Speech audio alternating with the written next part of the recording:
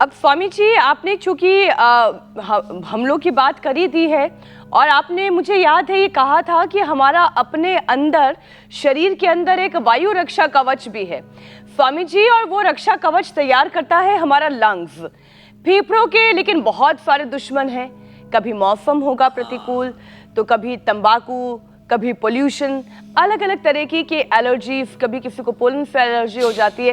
तो स्वामी जी, देश में इस वक्त सबसे ज्यादा मामले जो बीमारी के देखे जा रहे हैं वो लंग्स के ही है।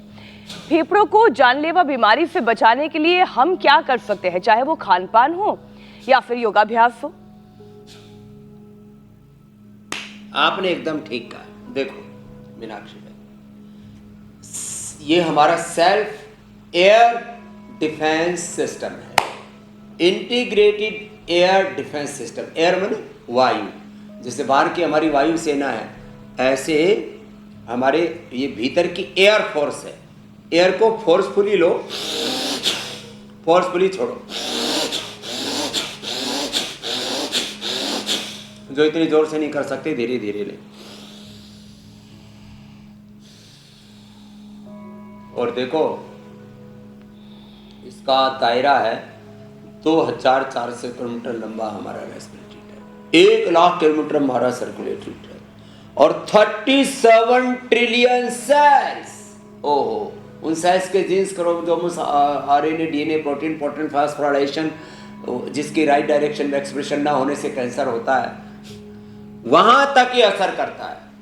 माने जो ये हमारा सेल्फ एयर डिफेंस सिस्टम है, एयर को फोर्सफुली लो, छोड़ो, भस्त्रिका फोर्सफुली काढ़ो, बाहर निकालो, कपालभाति, और त्रिबंध के साथ भाई ये प्राणायाम। और फिर गले में कैंसर है तो उज्जाई भी, टॉन्सिल के लिए भी, कफ कोल्ड के लिए भी बड़ा अच्छा होता है।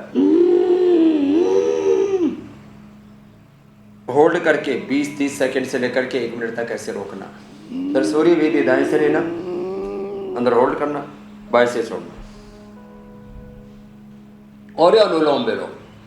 फेफड़ों की कमजोरी से लंग्स आपके कंप्रोमाइज्ड हैं, और उसमें एयर पोल्यूशन और बहुत तरह के खान पान की चीज़ें, जो फ्रिज की चीज़ें खा रहे हैं, बहुत ठंडा खा रहे हैं, बहुत चिकना खा रहे हैं, अनहेल्दी खा रहे हैं, वो सब हमारे फेफड़ों को नुकसान स्वामी जी, करता है। मुझे लग रहा है थोड़ा सा आप तेजी से आगे बढ़ गए। ठंडाई थोड़ी देर बंद कर दें।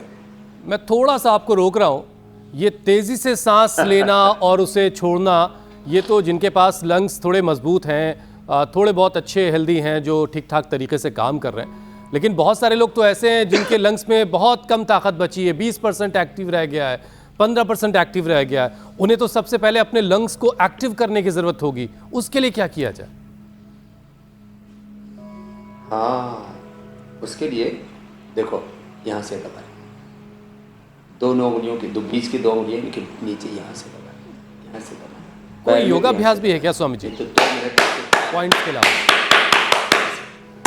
इसके लिए एक तो उष्ट्रासन, भस्त्रिका, कपालभाति, अनुलोम विलोम के अलावा उष्ट्रासन और भुजंगासन इसके लिए अप्रतिम है।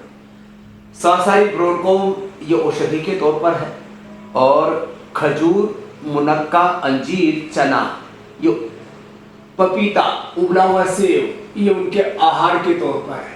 उनके हम बाकी सारी चीजें बंद कर देते हैं, उनको बस अधिकतम 25 से 50 ग्राम चना देते हैं, 2, 4, 5 मुनक्का, 1-2 खजूर, और बस पपीता, उबला हुआ सेब और अनार। इसमें भी एक थोड़ी मात्रा में, एक समय एक ही देते हैं, या तो अनार, या तो पपीता, या तो उबला हुआ सेब। और फेफड़े 25-50% भी काम कर रहे हैं, उन फेफड़ों को वापस हम रिजुविनेट कर लेते हैं। एक तो ये उष्ट्रासन, दूसरा ये ऐसे स्कंध संचालन, फिर ये गोमुखासन, और फिर ये भुजंगासन।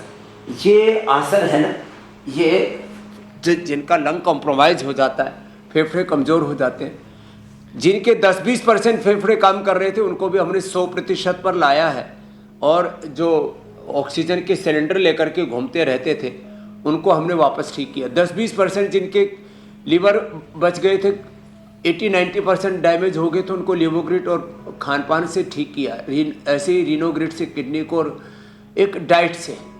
तो 10-20% liver, kidney, pancreas, lung, heart आदि काम कर रहे हो, उसको भी वापस हेल्दी किया जा सकता है। ये खाली फेफड़ों पर ही नहीं, हमने बॉडी के सारे जो मूल मेजर जो हमारे वाइटल ऑर्गन्स हैं उनके ऊपर, सबके ऊपर काम किया हुआ मेरे भाई। पूरी ज़िंदगी इसी में बीत गई, 50 साल हुसैन जी, और हम इससे निष्कर्ष पर पहुँचे हैं कि जो मौत के मुहाने तक भी पहुँच चुके हैं वो अपने आप को स्वस्थ कर सकते हैं। ये खाली कॉन्फिडेंस ही नहीं, हमारे पास इसके पूरे एविडेंस हैं।